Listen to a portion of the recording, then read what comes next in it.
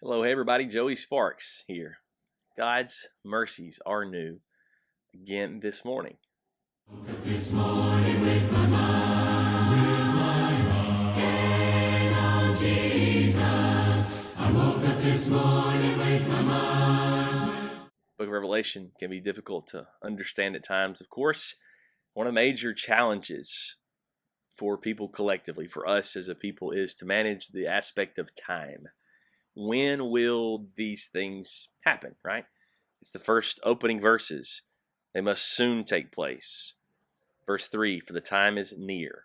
One thing to remember when it comes to apocalyptic literature, which Revelation has qualities that are apocalyptic, it's maybe not purely apocalyptic. It doesn't fit the same parameters completely down the line, but it has certainly apocalyptic elements, okay?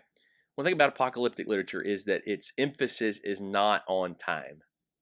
Its emphasis is not on when. It's more about what? It's more about how to respond with urgency. If anything, the time frame for typical apocalyptic literature is about now, is about being able to act with urgency more than being able to predict or being able to know exactly when something's going to take place. So soon, the time is near, and the opening verses don't really answer a lot of questions for us because the end of the book, even a couple of points in between, you picture heaven and picture judgment and picture the end times, as we might call them. Well, those aren't soon by our definition, but there is a sense of urgency about them, so they can fit. And we must understand how time is not something that they think about or are as concerned about as we are. Here's how that matters in a more kind of organized way of studying through this. There are typically what you hear 4 different views about time, 4 different means of interpreting the signs and the symbols and the events. One view argues that everything has already taken place, that everything described except for judgment and Christ's return, some would even argue those have, but has already taken place. And so it all happened by AD 70. So they would argue that the book was written earlier than AD 70. It was all completed by AD 70. There's plenty of reasons why that's not true, but that is one potential view. Another view is that it's all future.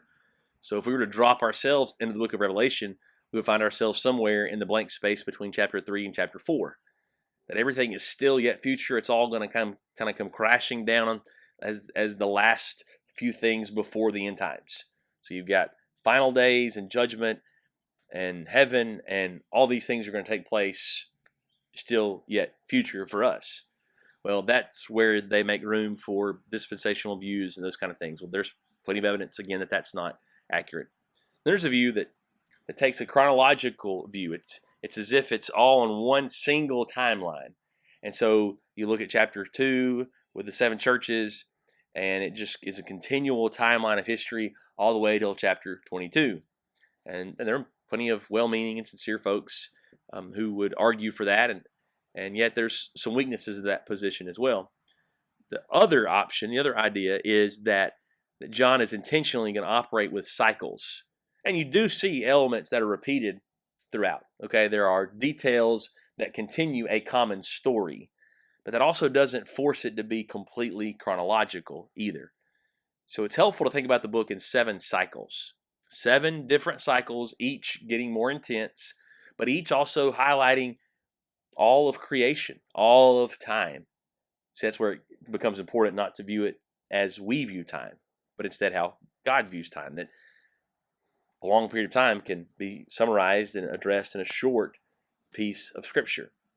And so typically, you might see the cycles organized this way. Chapters 1 through 3 is the first cycle. It's your introduction, your 7 churches. You got 4 through 7, which is the book with the 7 seals. You've got 8 through 11, which is the 7 trumpets that are of judgment. You got 12 through 14, that's the woman and the child. They're persecuted, pointing to the church. 15 through 17, the 7 bowls of wrath. 17 through 19, the fall of the great harlot. And then chapter 20 through 22, judgment upon the dragon, who would be Satan. And then, of course, the heavenly city, new heavens, new earth, of Jerusalem, heavenly city of Jerusalem. And so all those are different cycles, and they overlap, but they grow in intensity, and they grow into our greatest source of hope, which is kept for us in heaven through Christ. And so as you read, just have a bearing on where am I at in the cycle. Am I near the beginning? Am I near the end? And don't try to force time to be a determining factor. Instead, let the impact, let the meaning overall be what decides kind of some of these details for us and helps us to see with inspiration and see with encouragement what we need to maintain our faithfulness to Him in all things.